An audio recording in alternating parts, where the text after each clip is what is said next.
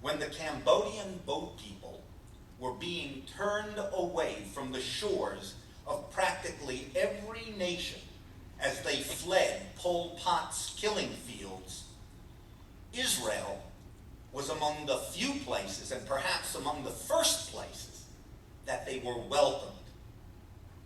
As a matter of fact, if you go to Israel today, there is a plethora of Chinese restaurants because the Cambodian people who settled there figured Jews will never come to a Cambodian restaurant. A Chinese restaurant, of course.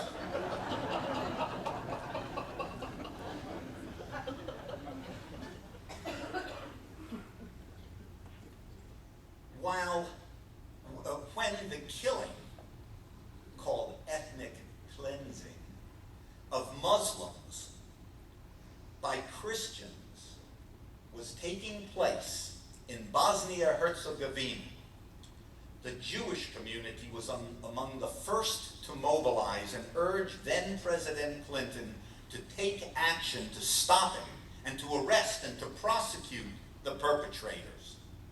When Palestinian refugees were slaughtered by Lebanese Christian militias, Israelis investigated then General Ariel Sharon's responsibility in the affair. An international investigation, by the way, cleared him. But Israelis were quick to be sensitive to that issue. Jews were sensitive to it. And now, with the genocide taking place in the Darfur region of Sudan, we Jews take seriously our responsibility as our brother's keepers once again. And we say to our Christian brothers and sisters, our Muslim brothers and sisters, that the same God who first gave us the law and the commandments taught that they apply to you as they apply to us. Now we know that there are Jewish communities where rite and ritual and prayer are more important than this type of outreach.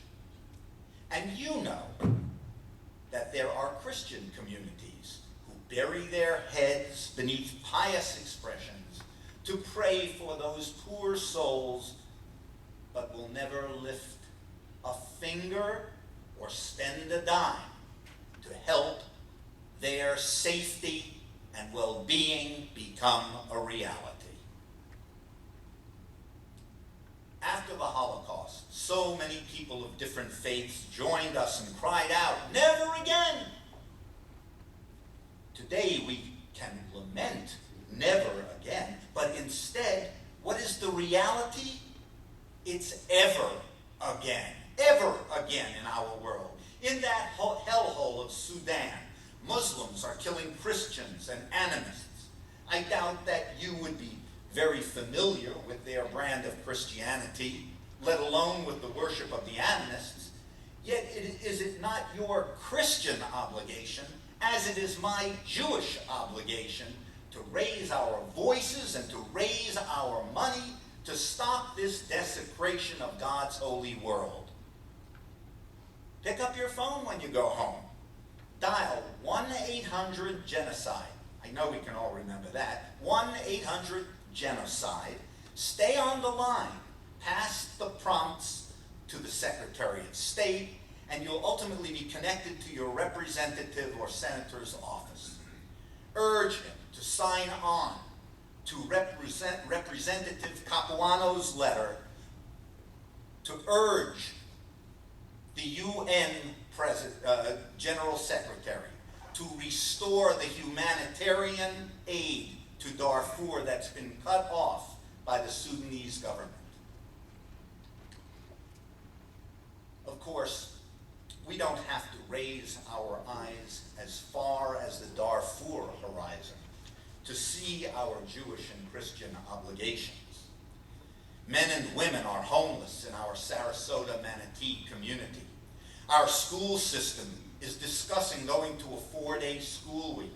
The food banks have been experiencing empty shelves, probably for the first time since they were established.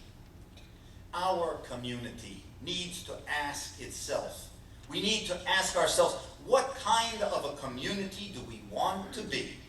Do we want to be a tough guy community like New York City under Mayor Giuliani, who rousted the homeless, kept them moving? All of a sudden, you didn't see them sitting in the doorways anymore. It was nice, but they just kept them moving. Didn't help them, kept them moving. Or do we respond to the needs of the hungry? As we read in Matthew, whatever you did not for one of the least of these, you did not do unto me. The great Rabbi Hillel put it another way. What is hateful to you, do not do unto another. My friends, we do not live in a perfect world. God gave us a world that is not perfect in order that we might have something to do, that we might have a role, that we might be partners with God in working toward the goal of making it better. We will never make it perfect, but so what? You know, the enemy, perfection is the enemy of the good.